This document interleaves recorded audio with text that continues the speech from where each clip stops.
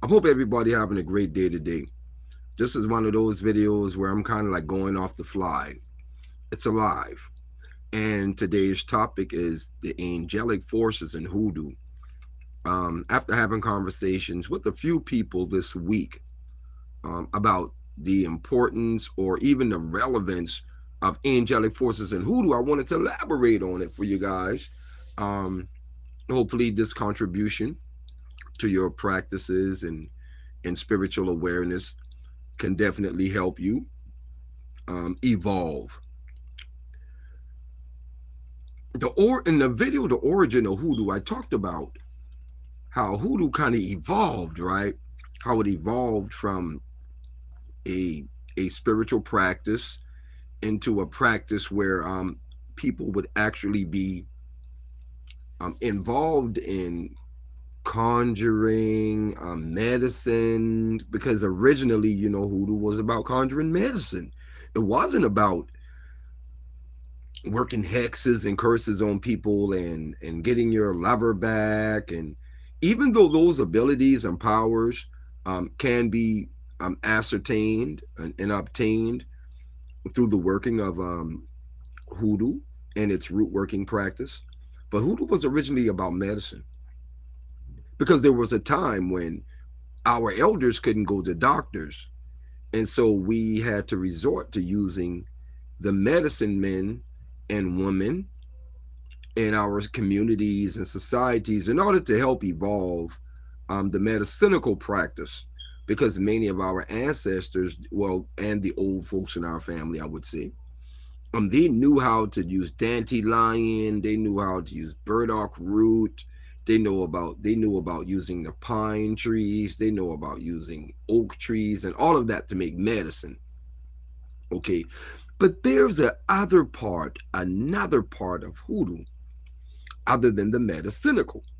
It is the part where you ascertain and have access to spiritual powers and abilities that go well beyond the scope of a metaphysical nature and the metaphysical science. So today we're going to take a look at that. We're going to delve into it. We're going to see why, and this is the number one question, in hoodoo, there is no pantheon. So many people ask that question, well, why in other traditions and religions they have pantheons of spirits? Why there is none in hoodoo? Well, here's the answer to that. The answer to that is that in hoodoo, there is no pantheon of spirits. Because when the old root workers, and this is just my idea from based on my practice and the experience I've had, but the old root workers, they left the church. They left the church. The old root workers went into the church. So which one did they do? Well, here's the story. When the plantations kind of prohibited people from practicing their belief systems, they originally went into the church. So when the old root workers went into the church, they incorporated their root work, their medicinal practices, and their root work into the practices of the Christian church. Now, some of us gonna say, well, that probably wasn't a good idea or whatnot, but actually it helped. It helped to evolve. It helped to evolve. Hold on one second. All right. Find somebody to play with, whoever you are. Let's see.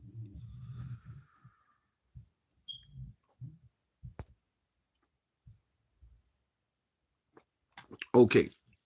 So what originally happened is when the old root workers went into the church, they utilized the Judaic system of the angelic science to help them further analyze and explain and understand what was happening with their spiritual practices in the church. So now we look at the archangels and we look at how the old root workers, they kind of pretty much use the angelic realm for their manifestations, because hoodoo originally connects the individual person directly to the source energy, the Almighty, the Most High. So it connects us to the Most High. What does that mean? That means that there is no intermediary between man and the Most High. For the purposes of this video, we're going to call the Most High God. There is no intermediary in root work. Unlike other traditions and religions, I would say, there's an intermediary, like you got crossroads spirits, you got spirits that you got to go through to get this done, and you got to go through this spirit to get that done. But unlike those traditions, root work is hoodoo is a direct connection to the Most High. So therefore, it was a great idea for the old ancestral root workers who went into the church. It was a great idea for them to actually incorporate the usage of the angelic forces. So yes, these old people would work with the angels. In retrospect, unlike other systems, they work directly with the angels, because the angels, in spirituality, the angels are directly connected to God. And so working with the angels, as we can tell when we look in the Bible, we see that God works with the angels, sends the angels to do specific things. He sends the angels out to do his will, to carry out his will and his purpose for the universe. So therefore, these people who went into the church, they used the angels to kind of to build a, a line of communication with the divine source being, with God himself.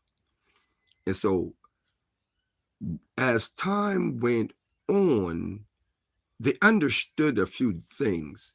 They understood the power and potential of the angelic realm. So when you look at, like in Judaism, we have the Kabbalah. The Kabbalah gives the most perfect, I think, other than your own individual experience, the Kabbalah gives it the most perfect understanding of the Judaic angelic system that originally comes from the land of Canaan and the Canaanite traditions. So the ancient Jews kind of incorporated that understanding. I think it goes way back, like, the Sumer, and we can talk about the Anunnakis, because one of the most interesting things is that inside of the ancient traditions, when we go back to like Sumer, there were many beings that had wings. There were many winged beings.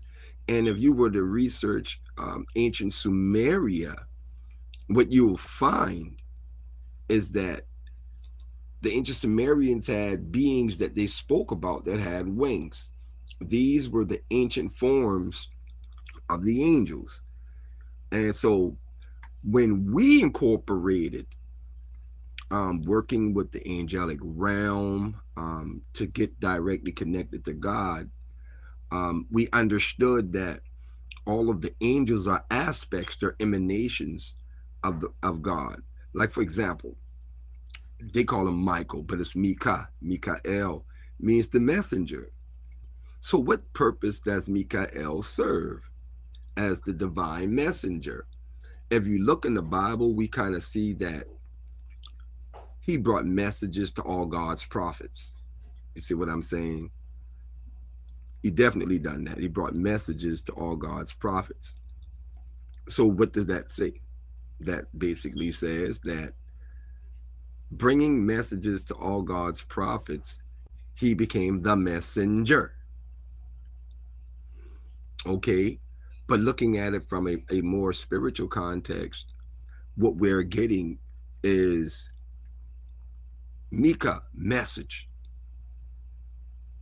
message. We all receive divine messages from the Most High. We all receive them. Some people receive messages in dreams. Some people receive messages telepathically. Some people receive messages coming through other people. I mean, like, have you ever met someone, maybe for the first time, and they bring up a conversation? You're just chit chatting with that person, and they bring up a conversation where they're talking about something that actually happened in your life, or probably something that's happening right now. This person don't know you from a can of paint at all, but they're talking to you about your life, and they don't know you. What did that mean?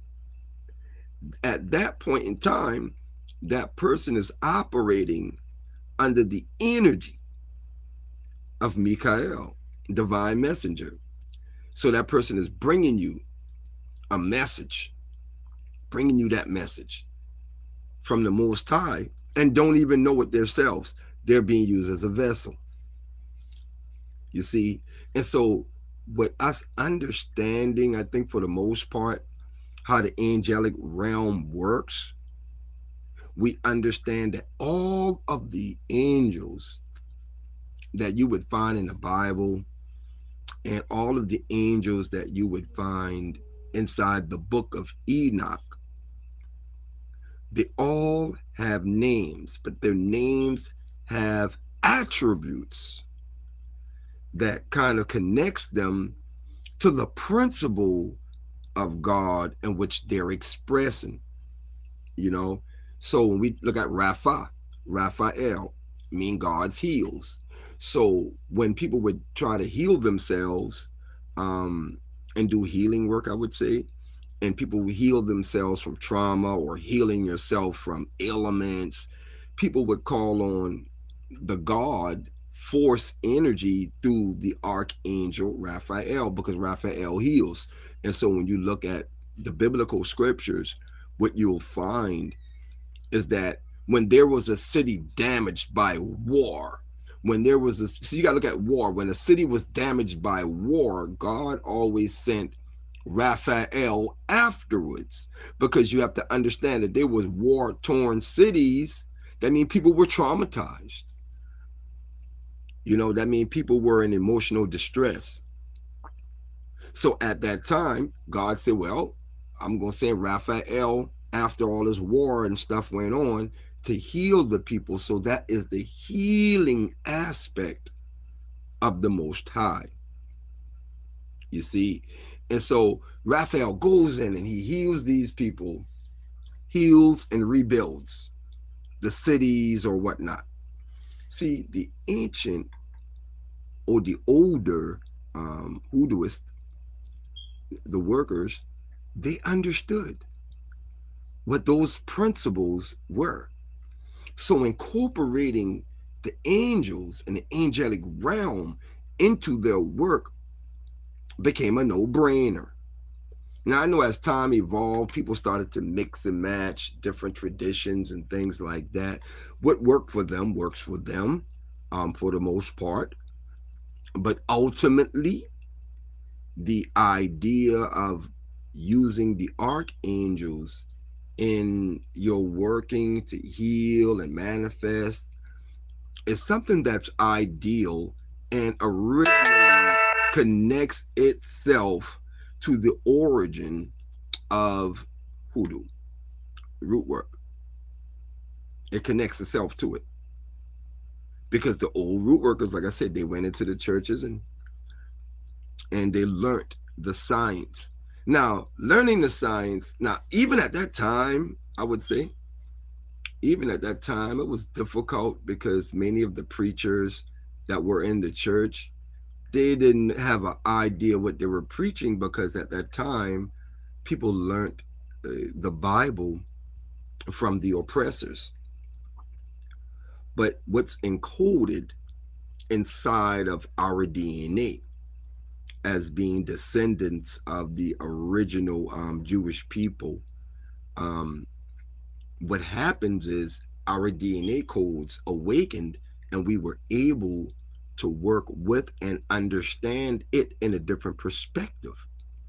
And this is what gave birth to churches like the Kojic Church, the Church of God in Christ, which is very instrumental because this is where Bishop Charles E. Mason, um, he established this church, and he was known to be like practicing the root.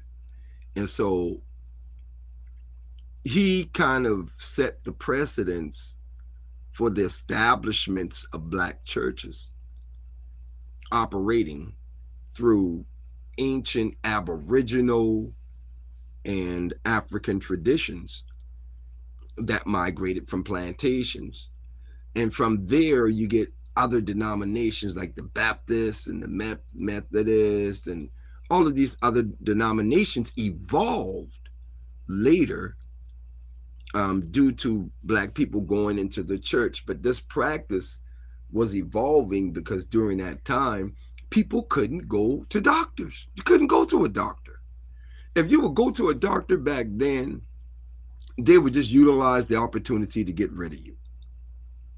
Seriously, they would just, they tell you got something wrong with your foot. They tell you need heart transplant, just to get rid of you because, there was a lot of unfairness happening during that time with black people in general going to see doctors. And that's why it was important to maintain herbal knowledge. They got this thing down here in South Carolina called Life Ever Molasses. They call it, well, the way we talk, Life Ever Molasses. And it's like a bush. It's a bush that people boil and make tea. It's good for pneumonia, bronchitis, and other ailments that a person would have. You see? So we knew, and that's just like one of the most famous plants. Dandelion is famous too as being a medicinal plant, and there are other medicinal plants that a lot of people know about. Nowadays, people are getting back into the turmeric and the garlic as anti-inflammatory medicine that comes straight from the earth. Dr. Sebi did a fantastic job. Rest and God bless his soul. He did a fantastic job in explaining to people about the importance of having, of having awareness of the herbs and the plants that were very important to our well-being. So outside of that practice, there is the power that's in plants. Plants are living beings, of course, and this is what developed the understanding that took us into like the other part, the manifestational part of the Aboriginal and African traditions. So now, understanding how the angels entered into like the tradition, it's important to understand that when you're working in the light realm, when you're working in the light realm, you're trying to do things positive. You're trying to build a basis for manifestation, for happiness, for joy, for goodwill, good intent for everybody. So as you do that, what do you work with? You work with the angelic realm. So when it comes to the question of pantheons, do we have a pantheon? Is there a pantheon there? Yes and no. Originally, no. We directly connect to God, but the answer is also yes at the same time, because we work with God through the angelic forces, which are emanations of the Most High. So they're manifestations. Like there are 72 names of God in the Judaic system. And this is what we incorporated. Now, the question is, why did we incorporate the angelic system? One, it was readily available. It was available. And two, it is part of an ancestral practice. It's already part of it. It comes from Ethiopia. It comes from the Middle East, which they call the Middle East, but it's actually all of that over there is black land. And so it derived from the ancestral people that lived in the East, not just the Middle East, all of the East. And so once it evolved, it was kind of passed around, and different cultures put their own interpretations. They had their own understandings of the practices. So as the practices evolved, it went from Sumer, Babylonia, to Egypt and Ethiopia, and all out through Africa, what is known as Africa. And then each culture put their own interpretation. Each culture rediscovered new elements. They received their own downloads. So the Mikael energy gave each culture their own downloads. You see? Pardon 1 second, be right back.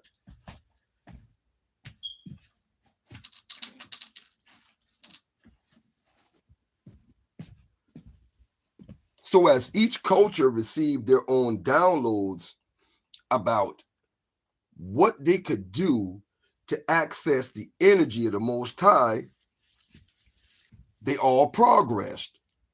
So now the Archangel energy, I got this book. Let me see if I can find it really quick.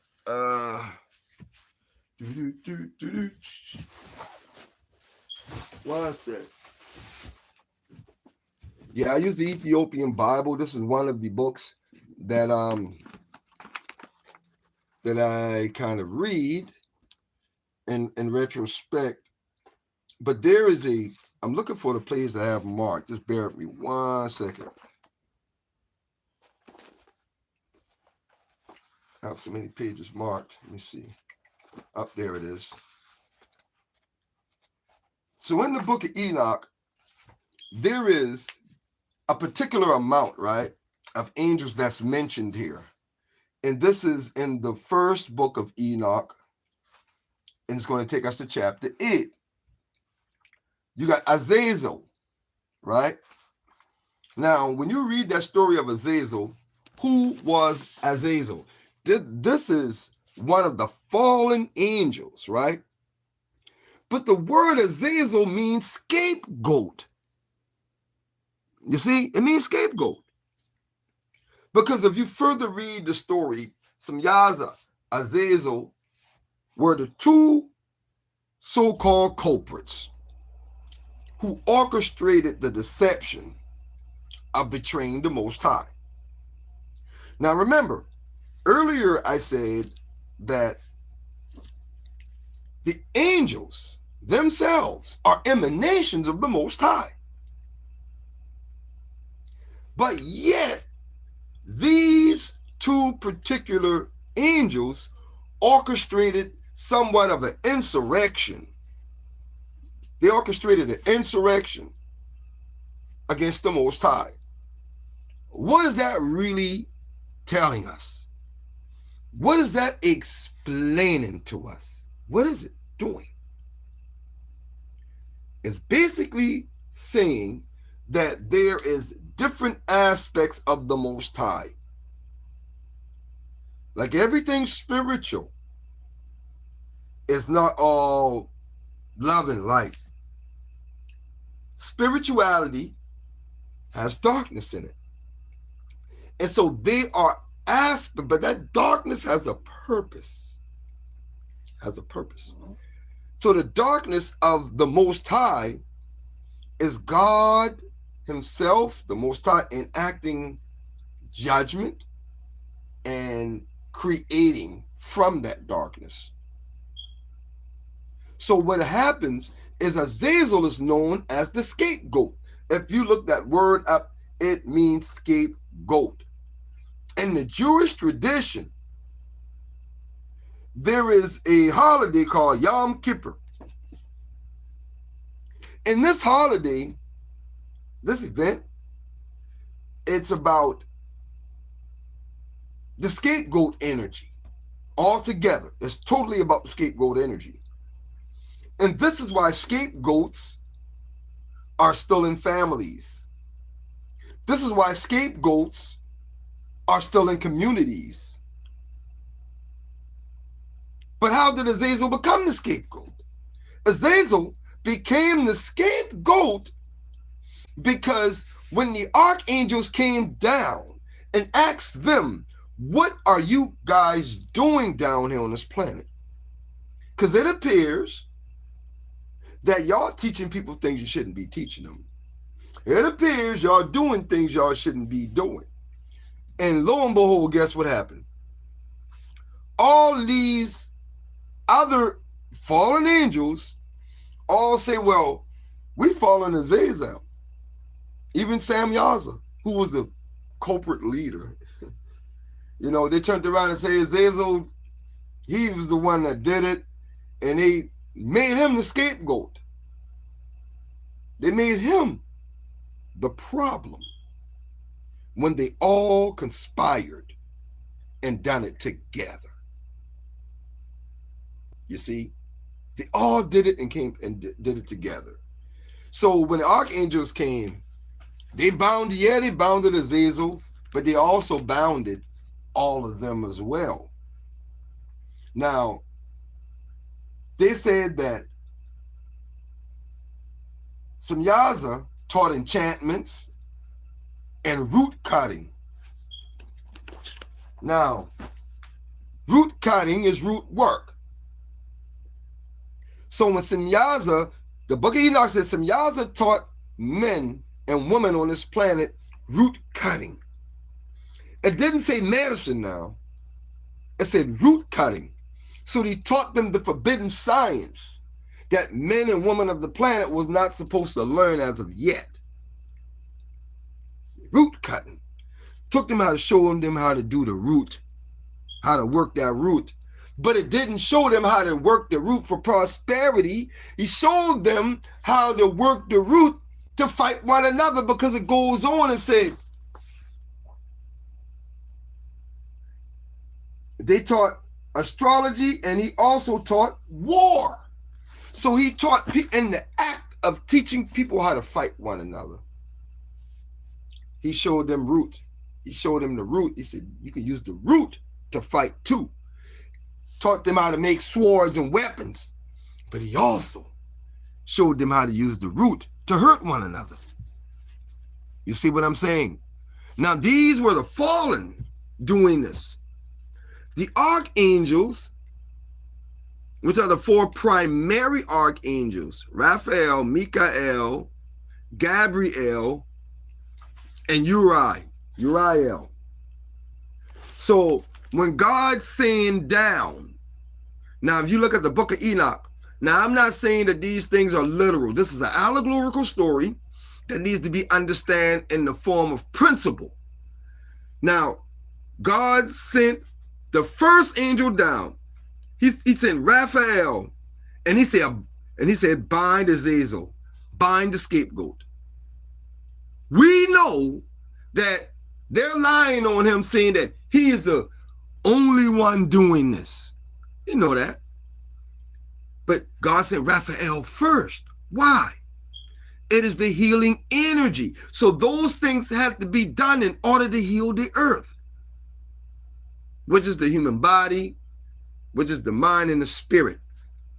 It says he sent Raphael to bind. After Raphael, he sent Gabriel. He said, proceed against the bastards and the reprobates and against the children of fornication. You see? Now, Azazel was binded because he taught the cutting of the root. He taught them how to make weapons. And then God sent Gabriel, and he said, proceed against the bastards and the reprobates and those who commit fornication. Now, because that lust energy and fornicating energy is a very powerful energy that is, when unleashed on the earth, it destroys. You're talking about the Jezebel spirits. You're talking about lust and fornication, man. That's a totally different conversation right there. But for the most part, in the eyes of the Most High, which is divine order, those things aren't good. I'm no saint, no. And we all are work in progress as well. And so we understand that fornication, adultery, and the lust energy has to be somehow contained. This is what the story is telling. It's telling Gabriel to contain that energy. So we have to use the Gabriel energy force to help to train our minds and our spirit against lust and fornication. This is how we evolve. This is how we make ourselves better. Because if we don't, it'll cause chaos in society, as what we're observing right now. Now, the next archangel that was sent down, let's see.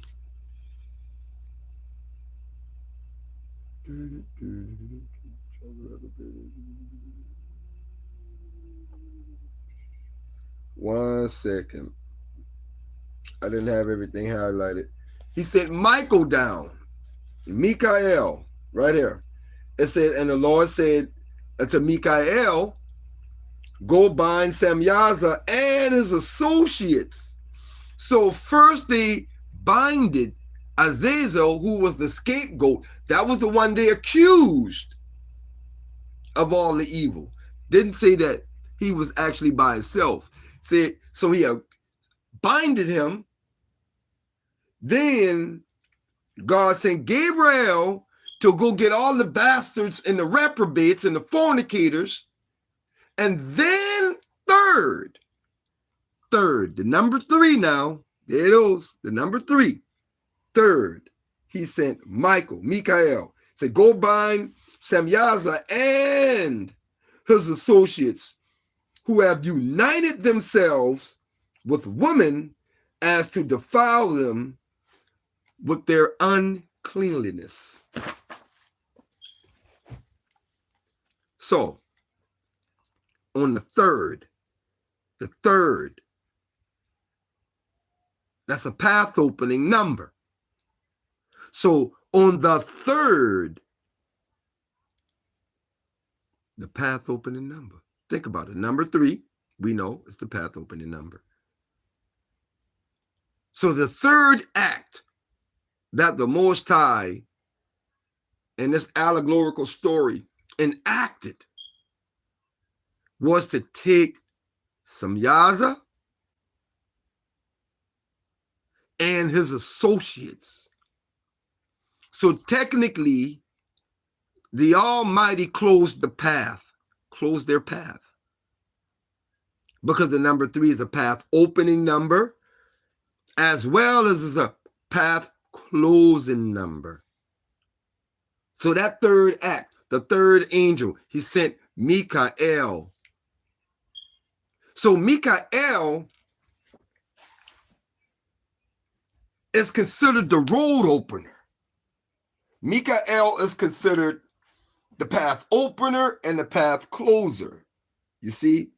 Now, many of the traditions talk and tell us that, well, Mikael is the warrior.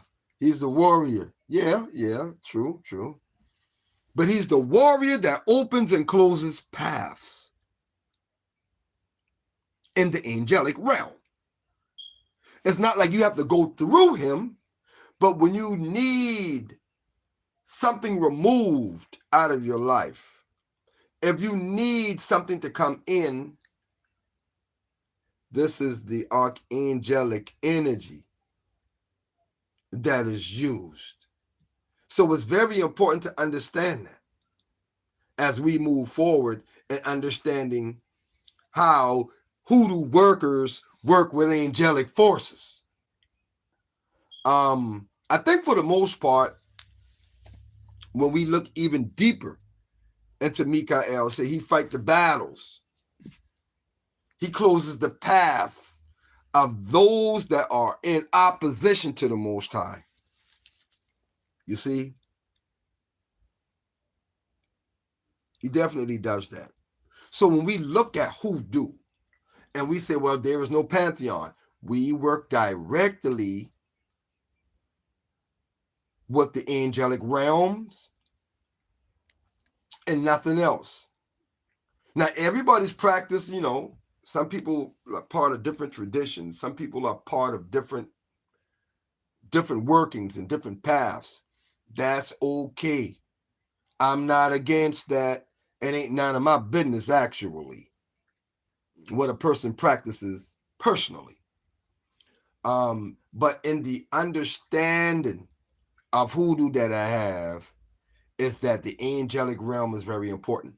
Now, number two, the second part of this is looking at the keys of King Solomon. You know the book, The Keys, the Lesser Keys, the Goetia, the Lesser Keys of King Solomon, and the Greater Keys of King Solomon. Those books are a bunch of writings. They're fragmented writings that come from different cultures, different traditions, and different grimoires that were attributed to King Solomon. King Solomon didn't write those books. People look at the Enochian magic. Well, and somebody asked me, well, what about the Enochian magic? Is the Enochian magic like part of the traditions? No, it's not. It's not part of the angelic traditions. The Enochian magic was created by John Dee, who was a European occultist. He had no knowledge of the Kabbalistic system that comes from the original Hasidic Jews, the original black Jews. He didn't have none of that knowledge. So there's no way in the world the Enochian system is considered a system of working with the angelic forces. No. The Goetia is not a system that works with the angelic forces. The answer to that is no. The Keys of Solomon, it only has his name on that.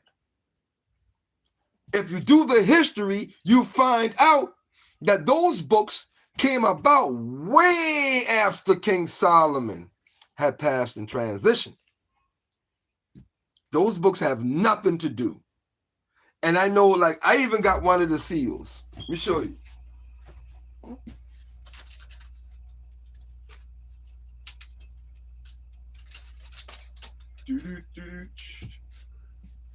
I got one of the seals, one of the angelic seals. These seals have nothing to do with angelic science. Conjuring angels, calling on angels, praying to God to have the angelic realm work with you. These have nothing to do with this.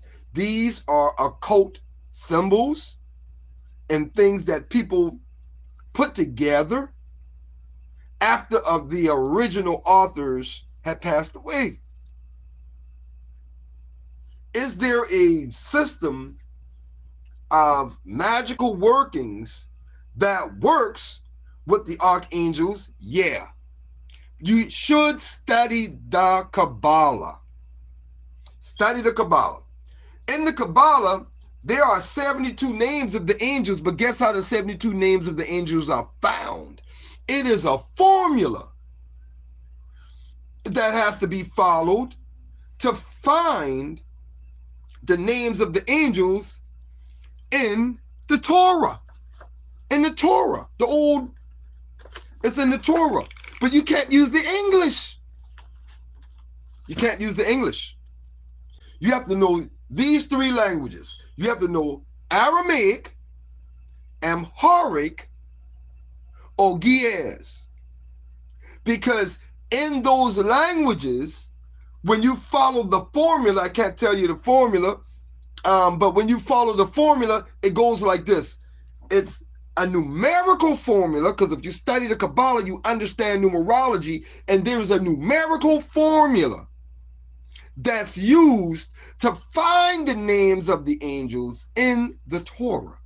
So you would use the first letter of a particular verse, and then you use the next letter of another verse and the next letter, because all the original 72 angels that they put in the Goesha, and they say, well, these are the 72 demons. No, there are 72 angels. The European occultists,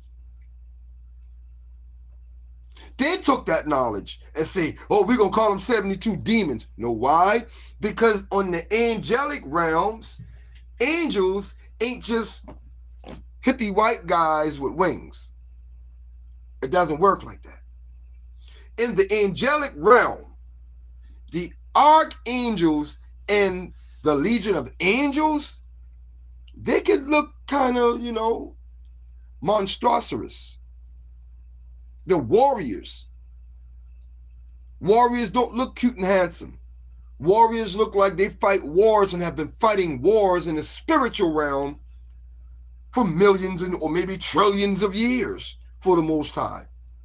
So they don't look anything like what we've been told. This is what they tell us. They look like hippie white guys with white robes on and wings and all clean cut. No! What kind of wars you're fighting for the Most High if you look so clean like that? You see?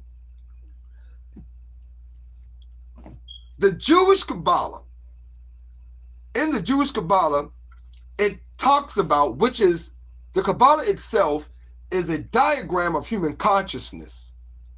First of all, it's a diagram of human consciousness. You have 10 spheres of awareness. Each sphere of awareness corresponds to a different region of the human brain. You see? So the Kabbalah is actually a diagram of your central nervous system starting from your brain down the back of your spine. You see? Now, when you take the 10 spheres of the tree, the 10 spheres of the Kabbalah, when you take that and you draw a line under each sphere on each level, you get 7 levels. You get 7. Let me see if I got a pen. I ain't got no pen back here. But you got 7 levels. On the first sphere is 1 level. Then on the second level, there's 2 spheres. That's 2. The third level is a sphere. The fourth level has 2 more. The fifth level have 1. The sixth level has 2. And the seventh level, which is Malkut, that's 7. 7 levels. Which corresponds to the 7 chakras. Meaning that the Kabbalah is a diagram of the human body, human soul, and central nervous system. This is why mental health is the most avoided topic in the world, actually. They just want you to go tell some stranger who's a therapist, who read books, tell them your problems, and we give you some medication. The true cure to mental health issue is spiritual elevation. It's the only way you can cure a mental health problem is through spiritual development. You can't cure it with medication. You see?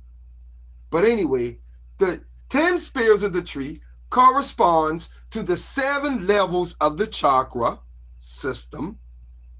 And what's unique, unlike the 7 chakra system that was developed by the Dravidians, who were the original black people in India, You see? Unlike them, they have the 7 chakras. We have the 10 spheres of the Kabbalah. But this Kabbalah have 72 paths. The original tarot deck has what? Let me hear it.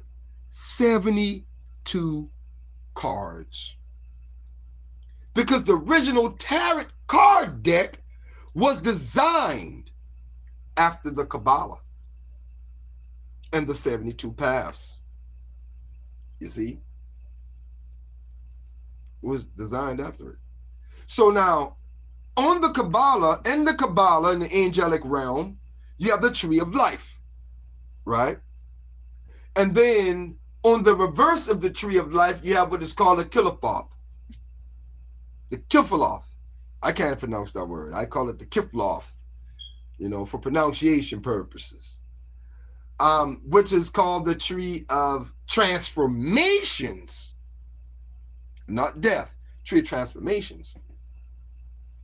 And on the tree of transformations, because it's just the reverse, it's just like your hand.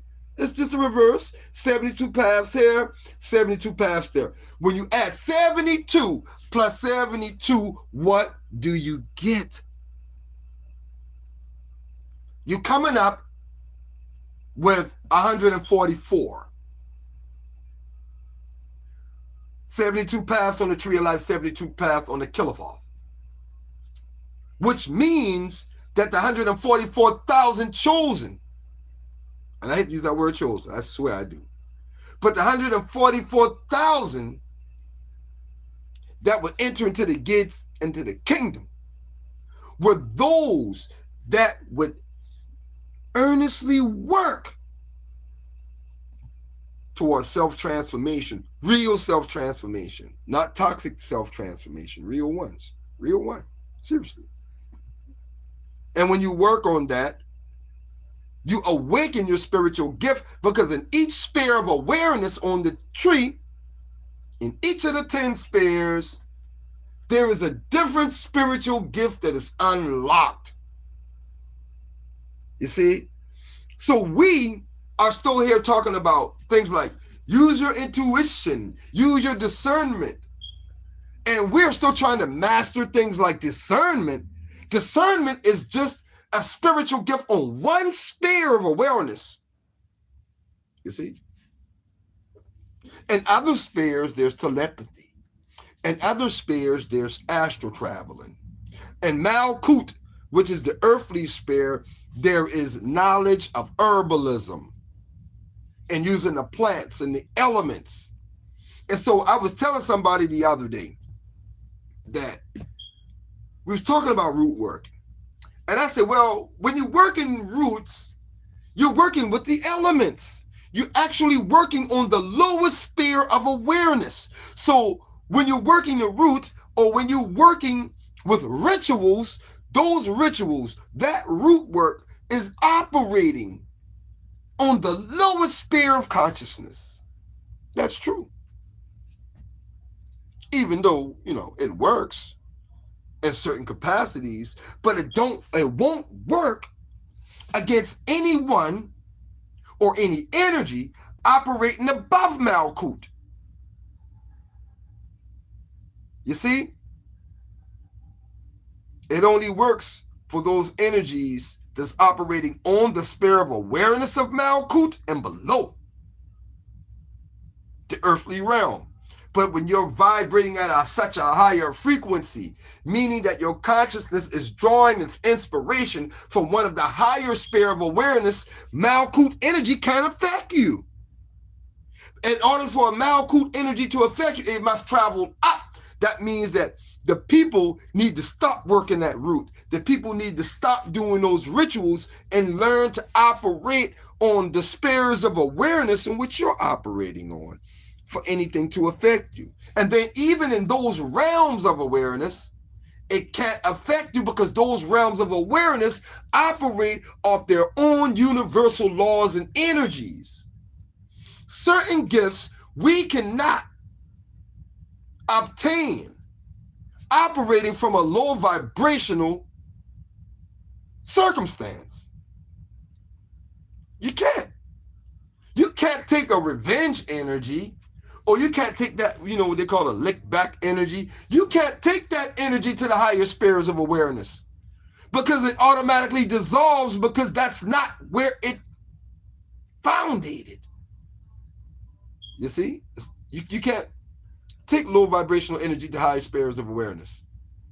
That's why people say, in order to defeat certain energies, low vibrational energy, you got to vibrate higher, because they can't reach there. Because it's saying, in a ritualistic perspective of the Malkut realm, which is the kingdom, that in order to operate in the low vibrational energy, if you're operating there, you can affect somebody who's operating in that energy with Malkut, with the root, with the rituals. But once that person, or if that person or those people or whatever elevate themselves above the root work realm of awareness, it doesn't affect them. That's why in root work, in the world of rituals, there's animal sacrifices. All of that is the kingdom, earth. Animal sacrifices, working with the plants to make medicine, or working with the plants in the root to manifest change, throw curses, throw hexes, and all of that. It operates on the Malkut.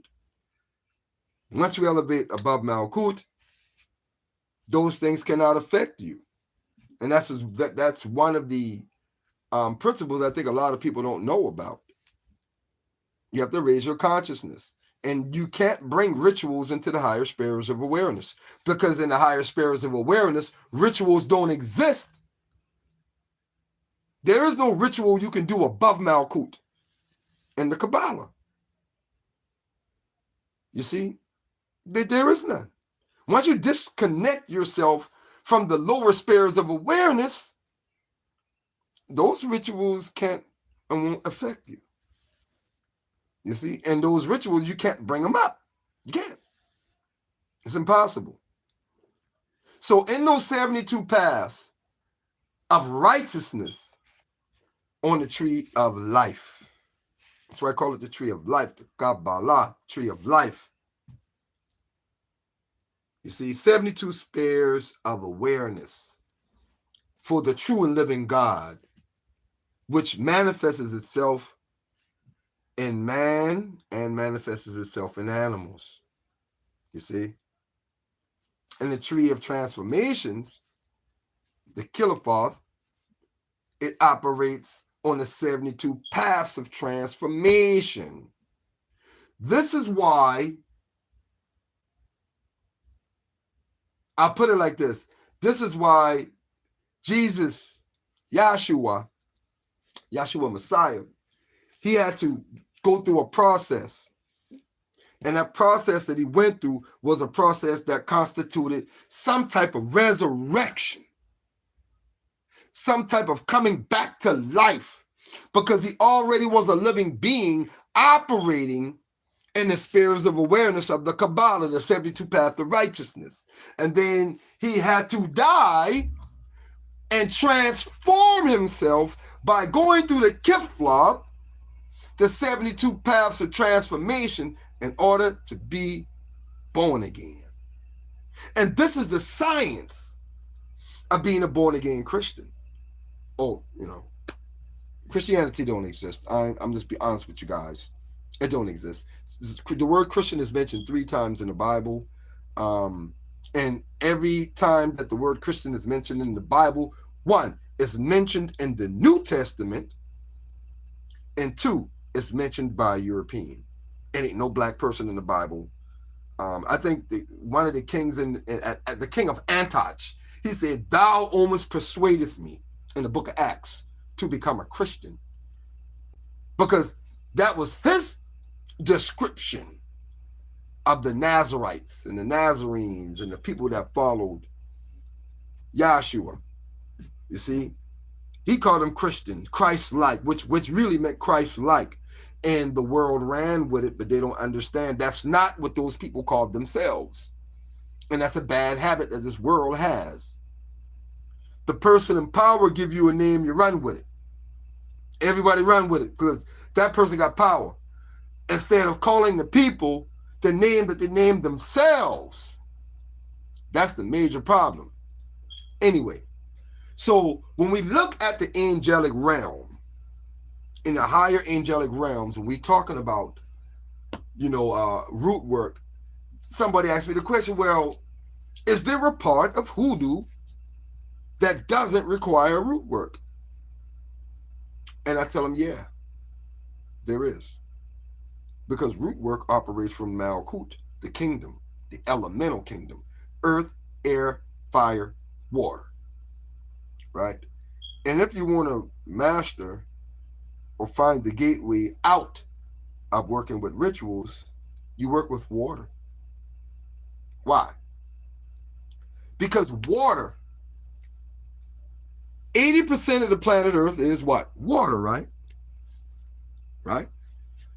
What? 75% of the human body is water, right? Right. Water is conscious, right? Of course it is. Absolutely it is. Water is conscious. And water is the most abundant element, even in the root work kingdom. Because when we work with the root, work with the plant, so plant's got water in it.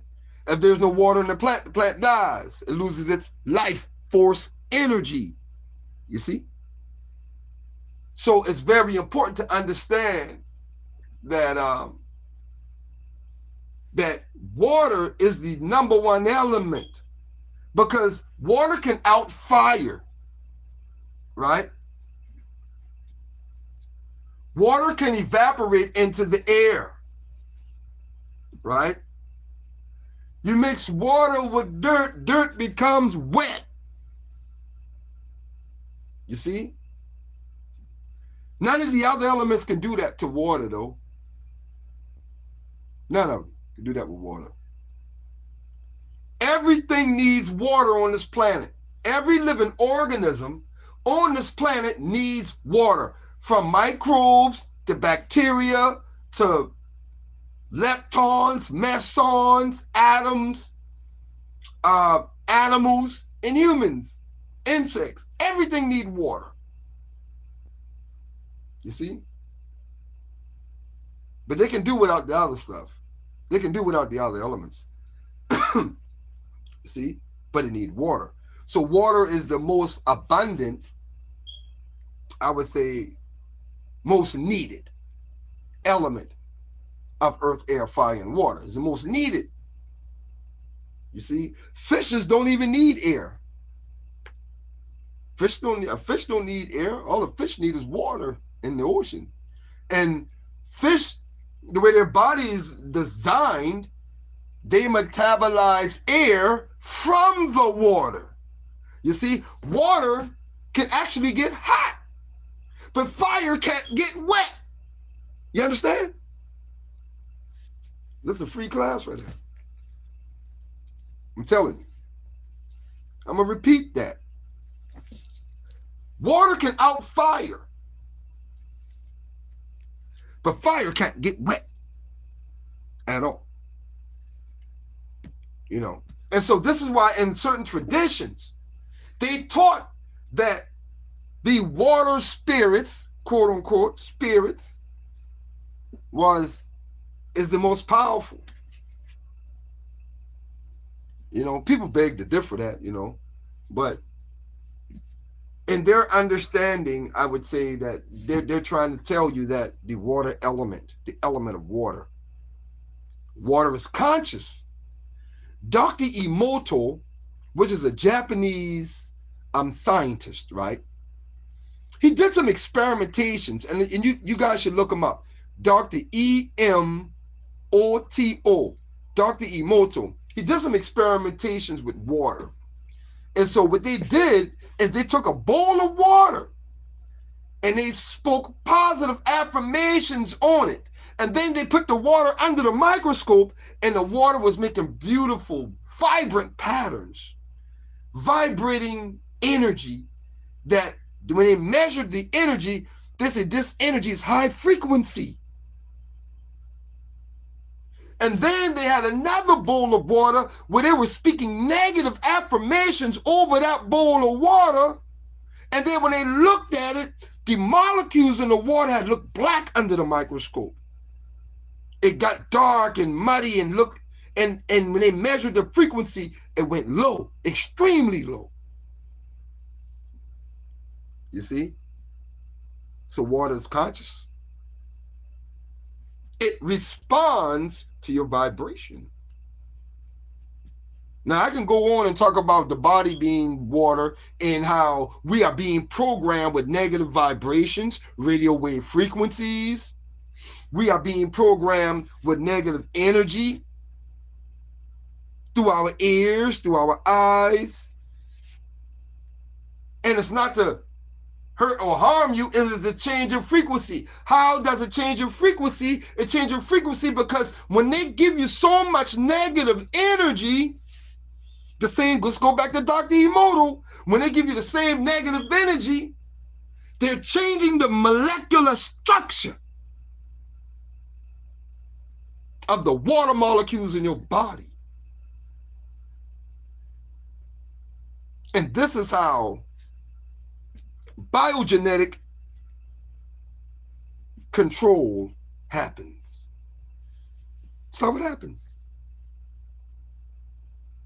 They're not concerned with programming your brain. No, the whole idea is to reprogram the water molecules in your body. Because if they can get the water molecules in your body to operate at low frequencies, you will never be able to think of a higher frequency thought. You won't be able to do it. You'll be incapable of doing it, in fact. And that's just like talking to somebody, you explain to them a million different ways why the sky is blue. You tell them a million times and you show them a million different ways. The sky is blue because the sunlight reflects off the ocean and projects it back into the sky to make the sky appear to be blue. And they say, no, man, the sky blue. Sky always been blue. And then you tell them, well, what happens when the sun set and the sky turned dark? Oh, see, what happened is, the angels using the crayon and they color the sky black every day. That people are incapable of comprehending higher levels of information because the water molecules in their body, the water molecules in their brain are programmed to low vibrational frequency due to the excessive amount of negativity that's projected into society. This is how people are controlled. You see? So when we talk about the bowl of water, let's go back there. We talk about the bowl of water. What we're looking at, obviously, with the bowl of water, what we're looking at is, in order to work higher level spiritual science, right, outside of the realm of root working, a bowl of water. You see? So you can actually heal somebody by speaking positive affirmations into the water, praying over the water. And they drink it.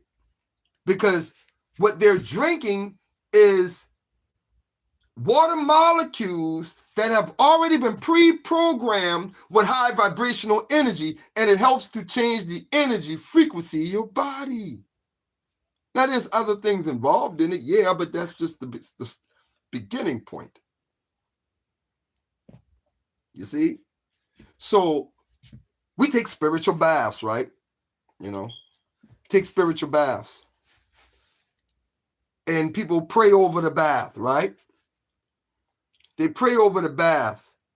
They chant or whatever they're doing. And they're inputting positive affirmational energy into the bath. It's not really the herbs and stuff you got in there. It's not that. It's the water. The molecules of the water being programmed with positive information, with positive energy. So when you take the bath, you're pouring it all over your body to change the frequency of your aura field. That's what you're doing. Changing the frequency of your aura field. No doubt. You see? And in some traditions, you drink some of the bath first. So they cleanse outside and inside your body. That's the true way to do it. You just don't take the outside bath and you don't drink none. That's why you put things in the bath that's consumable. But that's another story about the making and creations of spiritual baths. So in closing, when we working with the angelic realm in hoodoo and root work, these are some of the things to understand. Why the old root workers worked with the archangels when they went into church. Why hoodoo, or what is known as hoodoo, don't have spirits. We work directly with the emanations of God, the direct emanations of the Most High. Now, I know there's different aspects of it, and people are kind of doing what they do. I have no disagreement with what they do. It's just my perspective on how the history matches with the practice, and the Bible itself is used, like the Book of Psalms, Ecclesiastics, the Songs of Solomon. All of those books are used by hoodoo workers to manifest change by calling on the angelic forces and calling on God directly. We don't work with any intermediary. That's very important to understand. Now, when it comes to the ancestors, it's just a common Aboriginal African belief that we reverence the ancestors. Now, I had a question come up about, do we feed our ancestors? And, I used to, in the way that I used to operate, I used to think that. Then I received my own revelation that says that when people have transitioned into the ancestral realm, which is the angelic realm, which is the realm beyond here, why are we feeding 3D materials? I repeat, why are we feeding 3D materials, food, animals, to energies, to the spirits and the souls of our ancestors who already left? This is why we pour libation. You see? Back to the water. What we do with the libation, we take the water and we thank the Most High. We take the water and we pray to the Most High. We take the water and we thank our ancestors for paving the path for us. So we're programming that water. And then we do what? We pour it back into the earth. That's the purpose of libation. So when you're pouring libation, you're honoring all of the ancestors. When you pour libation, not when you kill an animal. Now, I'm not here to cause a problem with that. To each his own. I'm saying in my perspective, you feed the ancestors when you pour libation to the earth, because that's where their bodies is at. Their bodies become one with the earth, and their spirit, soul, becomes one with the universe, which means that they're not here. It's an act of reverence to pour into the earth because their bodies are placed in the earth. No matter if you get cremated or not, if people get cremated, the ashes, they pour it in the earth or in the river or whatever. It's still the earth. So you're pouring libations to the earth to give reverence of the lives that they lived. You see, they're already sold. Their soul has already traveled on and into other dimensions, which is another topic. But all in all, I wish everybody peace and blessings, and I hope that I've been able to give some valuable information to help people out on their spiritual journeys.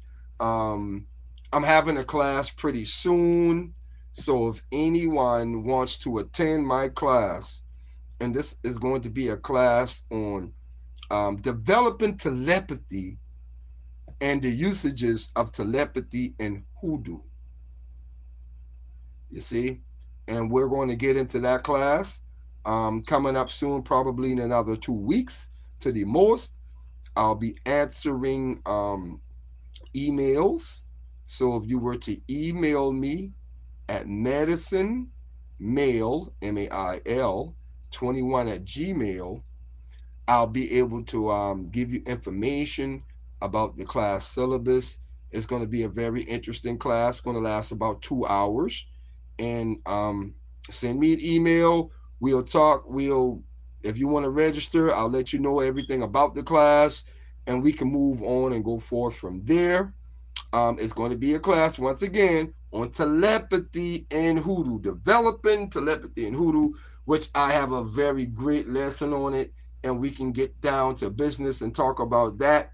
And I can teach people some techniques on developing telepathy, how to be able to see things. Um, and if it's for you, you'll receive it wholeheartedly. This is Medicine Man. Once again, y'all have a very peaceful and blessed rest of your day. Take care. I'm out.